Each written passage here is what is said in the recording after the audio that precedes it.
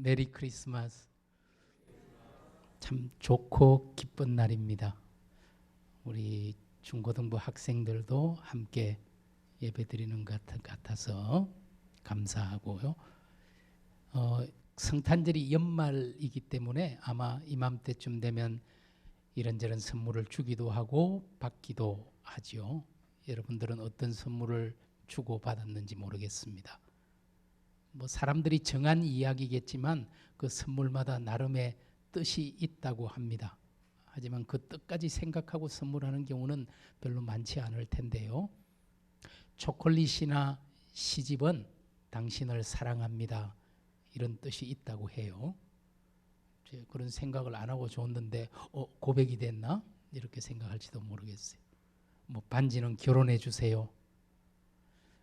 그리고 책은 또 다른 또 의미를, 꽃은 제 마음을 드립니다. 선글라스는 좀 짙은 색깔이라 그런지 당신에 대해 알지 못하는 것까지 알고 싶어요, 이런 뜻이 있다 그래요. 반면에 구두나 손수건은 헤어지자는 의미가 있다고 합니다. 아마 눈물 닦고 신발 신고 가라는 건지. 그런데 저도 사실은 구두나 손수건 선물을 받은 적이 있습니다. 하지만 절대로 그런 뜻은 아니라고 저는 생각하고 있습니다. 어떤 선물이든 그 선물에 사랑이 담겼다면 그것은 가장 좋은 선물일 겁니다. 이 세상에 가장 귀한 선물은 사랑이죠. 오늘 우리 하나님께서 저와 여러분을 위해서 가장 좋은 선물, 독생자 예수 그리스도를 선물로 주신 날입니다. 정말 귀하고 감사한 날이죠. 예수님이 우리를 위해 이 땅에 오신 성탄절. 복음서에 보면은 이 성탄절과 관계된 이야기들이 여러 가지 등장하지요.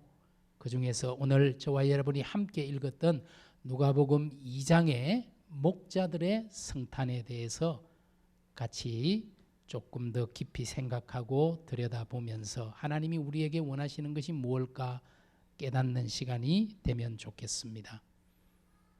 먼저 8절에 천사가 목자들에게 나타난 때가 언제였다고 이야기하고 있습니까? 오늘 본문을 보니 앞에 자막을 띄워주셨네요. 밤에 밖에서 자기 양떼를 지킬 때 천사가 나타났지요.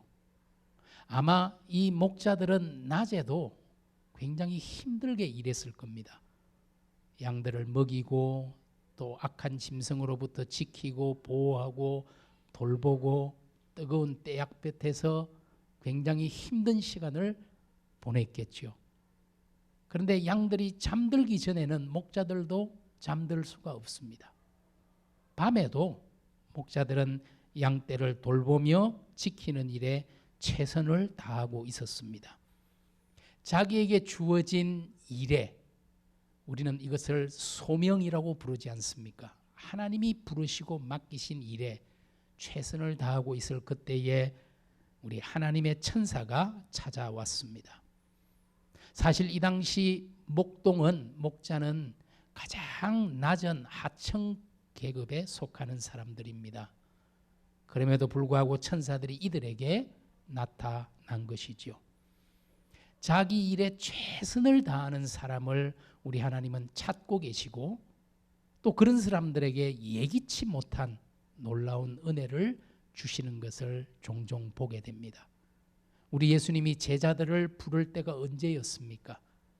베드로와 안드레가 갈릴리 호숫가에서 자기의 일을 그물질을 하고 있을 때 주님이 그들을 찾아가 나를 따르라 불러주셨죠. 마태가 세관에서 자기의 맡은 일을 하고 있을 그 장소에 우리 주님께서 마태를 불러주셨죠. 오늘 자기 맡은 일에 최선을 다하는 사람이야말로 가장 아름다운 사람이고 우리 하나님께서 그런 사람들에게 뜻밖의 은혜를, 놀라운 은혜를 주시는 것을 꼭 기억하면 좋겠습니다. 그러면은 10절과 11절 말씀에 천사가 목자들에게 전해준 기쁜 소식의 내용에 대해서 우리에게 뭐라고 말하고 있습니까? 그것은 예수 그리스도 구주가 나셨다는 소식입니다. 10절에 보면은 이런 말씀이 기록되어 있죠. 온 백성에게 미칠 큰 기쁨의 좋은 소식이라고 말합니다.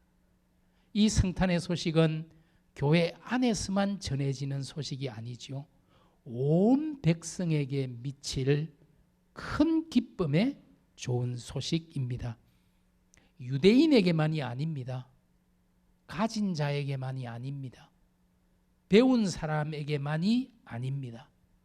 온 백성에게, 모든 민족 가운데 모든 사람에게 미칠 큰 기쁨의 좋은 소식, 기쁜 소식, 우리 교회 이름하고 같네요. 복음이죠. 기쁨의 소식, 복된 소식. 이 온 세상에 미치질 복음의 기쁜 소식이 선포됩니다. 그 소식은 11절에 보면은 오늘 다윗의 동네에 너희를 위하여 구주가 나셨다. 이 소식이죠. 너희를 위하여, 특별히 나와 우리를 위하여. 오늘 주님이 오신 목적은 바로 나를 위하여, 우리를 위하여, 너희를 구원할 구주가 이 땅에 오셨다는 것입니다. 초대교회 지도자 가운데 오리게네스라는 유명한 분이 계십니다. 그분이 이런 말을 했어요. 구주이신 그리스도께서 마리아를 통해 이 땅에 오셨다 한들 내 마음속에 태어나지 않으면 그것이 무슨 유익인가? 그렇습니다. 오늘 우리 주님이 나의 구주를, 나를 위하여, 우리를 위하여 오시지 않았다면, 태어나지 않았다면 그 베들레헴의 소식이 무슨 의미가 있겠습니까? 오늘 성탄은 나를 위해 찾아오신 주님을 만나는 날입니다. 12절에 주님을 누이셨던, 주님이 태어났을 때 주님이 누웠던 곳이 어디라고 소개하고 있습니까? 오늘 본문에 보니 구유라는 단어가 나오죠. 이 구유라는 단어가 무려 3번이나 나옵니다. 우리가 8절부터 읽었지만 7절에도 구유가 나오죠. 오늘 12절에도 구유에 누였으니 16절에도 구유라는 단어가 나옵니다. 구유가 무엇입니까? 가축의 먹이를 담는 여물통이잖아요. 밥그릇이잖아요. 무슨 의미일까요? 우리 예수님께서 자신이 친히 자기를 가리켜서 요한복음 6장 35절과 48절에서 반복적으로 나는 생명의 떡이다 말씀하셨습니다. 생명의 양식입니다.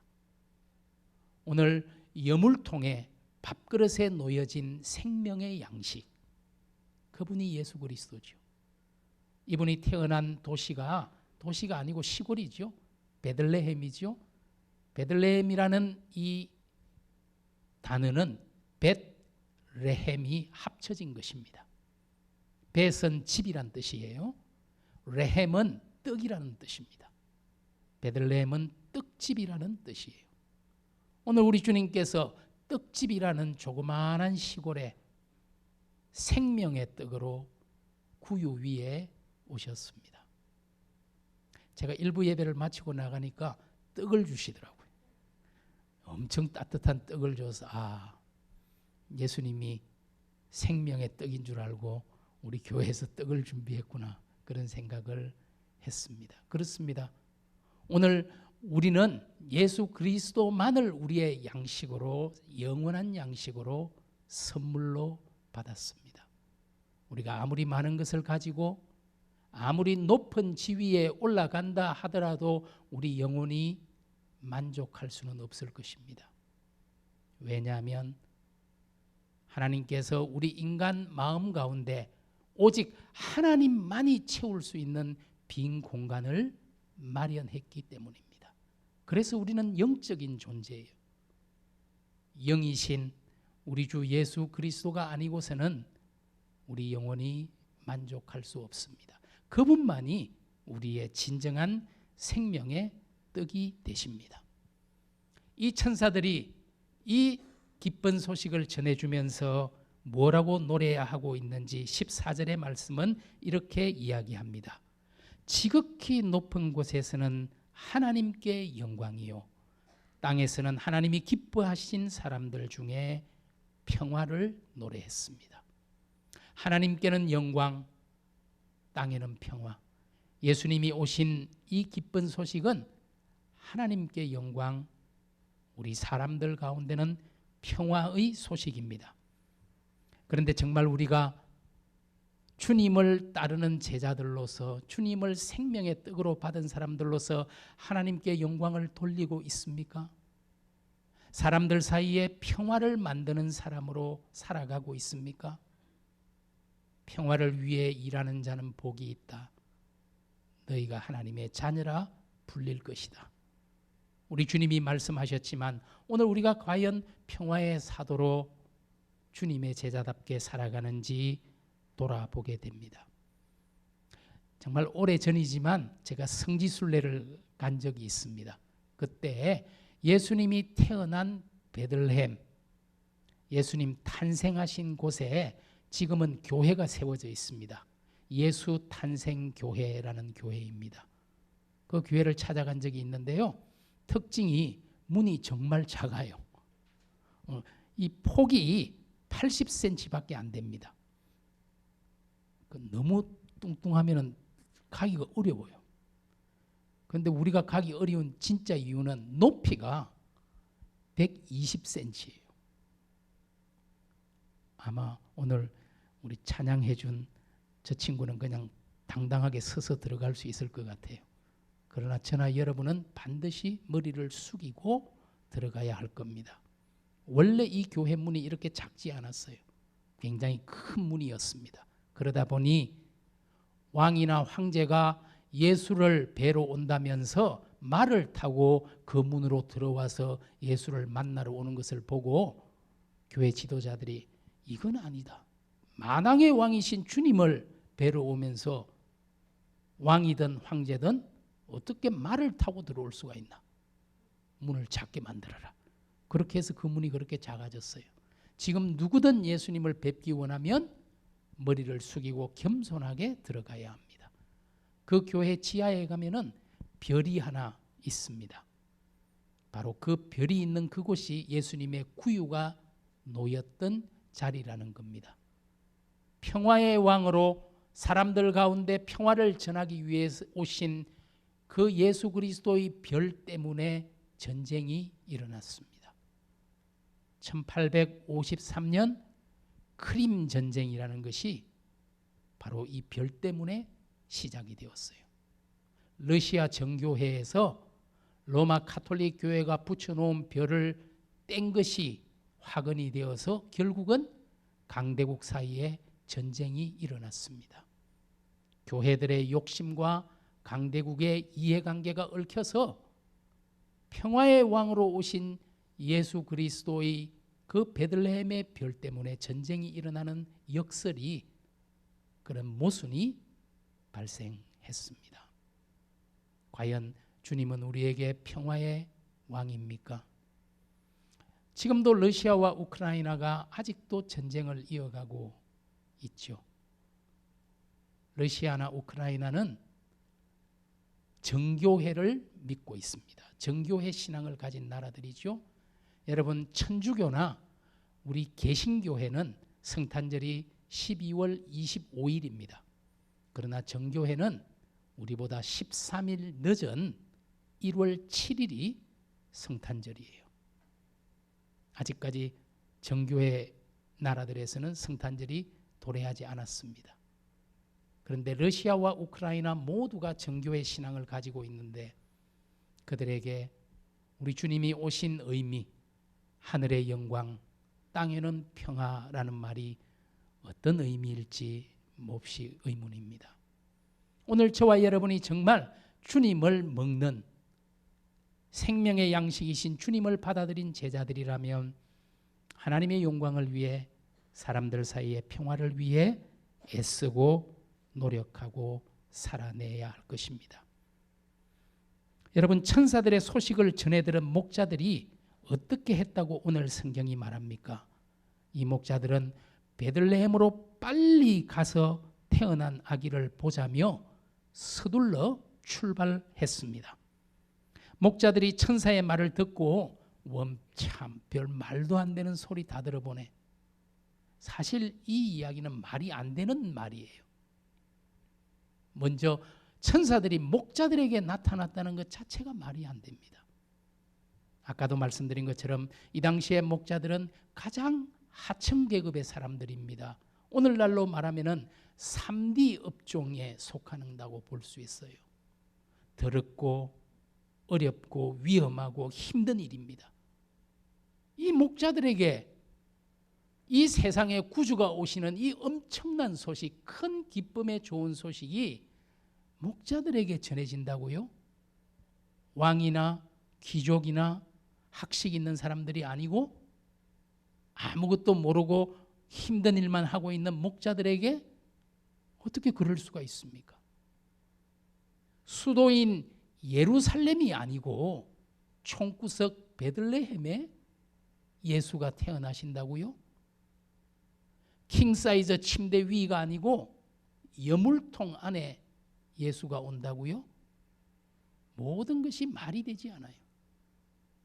천사들의 이 말을 듣고 목자들이 참 말도 안 되네, 분명히 무시할 만합니다. 그런데 오늘 목자들은 빨리 가서 아기를 보자. 여러분 12절에 보면은 그런 말씀이 나오죠. 구유에 뉘어 있는 아기를 보리니 이것이 너희에게 표적이니라. 표적이 뭡니까? 기적이란 말이잖아요. 오늘 예수가 베들레헴의 구유에 목자들에게 알리고 왔다는 것 자체가 기적입니다. 표적입니다. 구유에 누워있는 아기를 보면 그것이 곧 기적이 되겠죠. 그런데 진짜 놀라운 것은 목자들이 이 소식을 듣고 순종해서 16절에 보면은 빨리 가서 서둘러 달려갔다는 겁니다. 그리고 그곳에 있는 부모와 사람들에게 이 이야기를 전해주었다는 겁니다. 그랬더니 18절에 듣는 사람들도 이 목자들의 말을 듣고 놀라고 믿었다라고 하는 것이 진짜 놀랄만한 기적이죠. 종교개혁자 마틴 루터는 누가복음 2장의 이 말씀을 읽고 성탄에는 3개의 기적이 있다라고 말했습니다. 첫 번째 기적은 하나님이 사람이 되었다는 것은 기적입니다. 어떻게 거룩하신 하나님께서 연약하고 죄인인 인간의 몸을 입고 오실 수 있습니까? 이건 말이 안 되는 기적이에요. 두 번째 기적은 처녀를 통해서 예수님이 태어났다? 말이 안 되는 기적이에요. 세 번째 기적은 목자와 예수의 부모인 요셉과 마리아가 이 사실을 믿었다는 것입니다. 그런데 루터는 앞에 2가지 기적은 참 말도 안 되는 기적이긴 하지만 하나님은 못할 게 없으니 하나님이 인간으로 오시고 처녀의 몸을 통해서 오시는 거 가능할 수도 있어. 그러나 세 번째 기적은 인간이 이 말도 안 되는 이야기를 믿고 달려가고 그것을 마리아는 마음에 두었다라고 오늘 19절에 말하고 있잖아요. 이 연약한 인간이 그 엄청난 이야기를 믿고 받아들이고 아멘이라고 했다고? 이거야말로 기적 중의 기적이죠. 오늘 성탄의 기적은 다른 게 아니에요. 저와 여러분의 믿음입니다. 2000년 전 베들레헴 마구간에 오신 그분이 나의 구주가 되시고 온 백성과 세상을 구원할 구주가 되신다는 것을 믿고 있는 우리의 믿음이야말로 이 성탄의 진정한 기적입니다. 여러분, 목자들이 준비한 선물이 무엇이라고 성경에서 말합니까? 오늘 누가복음 2장의 본문을 아무리 살펴보아도 목자들이 선물을 드렸다는 말이 나오지를 않습니다. 마태복음에는 동방박사들은 황금과 유황과 몰약을 가지고 와서 아기 예수께 경배하고 선물을 드렸지요. 그러나 목자들은 황금과 유황과 몰약은커녕 작은 선물조차도 준비할 수 없는 사람들입니다. 그러나 오늘 성경을 자세히 읽어보니 이 목자들이 준비한 선물이 있었던 것 같습니다. 여러분, 유명한 네덜란드의 화가 렘브란트가 이 누가복음 2장을 읽고 그린 그림 목자들의 경배라는 1646년의 작품입니다. 여러분, 이 작품을 보시면요, 렘브란트는 중요한 것은 밝게, 그렇지 않은 것은 어둡게 그리는 것으로 유명하지요. 우리 예수님이 밝게 빛나고 있잖아요. 그런데 그 예수님 앞에 무릎을 꿇고 앉아서 목자의 지팡이는 땅에 내려놓고 무릎을 꿇고 앉아 기도하고 있는 사람이 보이죠. 우리에게 등을 보이고 있는 사람 말입니다. 그리고 그 옆에 보시면은 역시 나이든 목자가 무릎을 꿇고 손을 앞에 모으고 기도하고 있는 모습이 보입니다. 그리고 그 옆에는 목자 한 사람이 서 있죠. 등불을 한 손에 들고 한 손은 가슴에 모아 기도하고 있는 이 목자들의 모습을 보면서 이들이 준비한 선물은 마음이었구나. 행복한 마음. 주님을 뵐 수 있다니 얼마나 감격스럽고 두렵고 떨리는 일입니까? 내가 첫 증인이 될 수 있다니. 저는 저와 여러분이 주님께 드릴 수 있는 유일한 선물이 바로 마음이라고 생각합니다. 사실 주님은 다른 게 필요가 없어요. 만왕의 왕이고 세상의 창조주입니다. 뭐가 필요합니까? 그러나 우리의 사랑은 필요로 하십니다. 오늘 이 땅에 나를 위해서 오신 그 아기 예수께 우리도 이런 행복한 마음, 감격스러운 마음, 우리의 마음을 선물로 내어드릴 수 있는 저와 여러분이 되기를 소원합니다. 놀랍게 마지막 우리가 읽은 20절, 아기 예수를 만나 천사의 소식을 전해주고 아기 예수를 경배한 이 목자들이 그 후에 무엇을 했다고 말합니까? 목자들은 하나님께 영광을 돌리고 찬송하며 돌아가니라 말합니다. 돌아가다니요. 어떻게 이룰 수 있어요? 루터의 설교에 보면은 루터가 가장 충격을 받은 것이 바로 이 20절이라고 본인이 고백합니다. 어떻게 돌아갈 수가 있나? 이런 엄청난 기적을 경험했으면 당연히 금식하고 목사가 되거나 신부가 되거나 해야지. 어떻게 돌아갈 수가 있나? 놔두고 온 양떼들이 걱정이 되어서 목자들은 급히 돌아갔다고 말합니다. 아마 저와 여러분도 오늘 이 성탄절 축하하고 기념하고 감사하는 예배가 끝나면 일상으로 돌아가야 할 겁니다. 하지만 돌아간 일상은 성탄 이전과는 달라지기를 원합니다. 주님을 마음에 담은 그 감격, 그 기쁨, 그리고 평화의 사람으로 살아내야 되겠다는 그 각오, 그것을 가지고 우리의 일상으로 돌아가서 우리 주님이 맡기신 그 자리, 소명의 자리, 우리의 일터, 그 안에서 예수의 사람으로 성실하게 살아내는 저와 여러분이 될 수 있기를 간절히 소원합니다. 성탄절은 하나님이 아기 예수를 통해 이 땅에 오신 사건입니다. 20세기 신학자 칼 바르트라는 사람이 이 성육신의 사건을 일컬어 영어로 inbreaking이라고 불렀습니다. 안으로 뚫고 들어온다는 뜻이죠. 그렇습니다. 하나님이 이 땅으로 뚫고 들어오셨습니다. 이 역사 한복판으로 뚫고 들어오셨습니다. 무한히 유한을 입고 하나님과 사람이, 하늘과 땅이 잇대어지는 사건이 바로 성육신의 사건입니다. 이보다 더 기쁘고 복된 소식이 어디에 있을 수 있습니까? 사도 요한은 이 성탄의 사건을 가리켜서 요한복음 1장 16절에 은혜 위에 은혜로다 고백했습니다. 여러분, 구약 성경에서 율법을 통한 은혜가 있었다면 신약이 시작되면서 복음의 은혜 위에 은혜가 이루어진 것이죠. 온 백성에게 미칠 큰 기쁨의 좋은 소식, 그 복음이 우리의 것이 된 거예요. 그분이 우리의 구주가 된 거예요.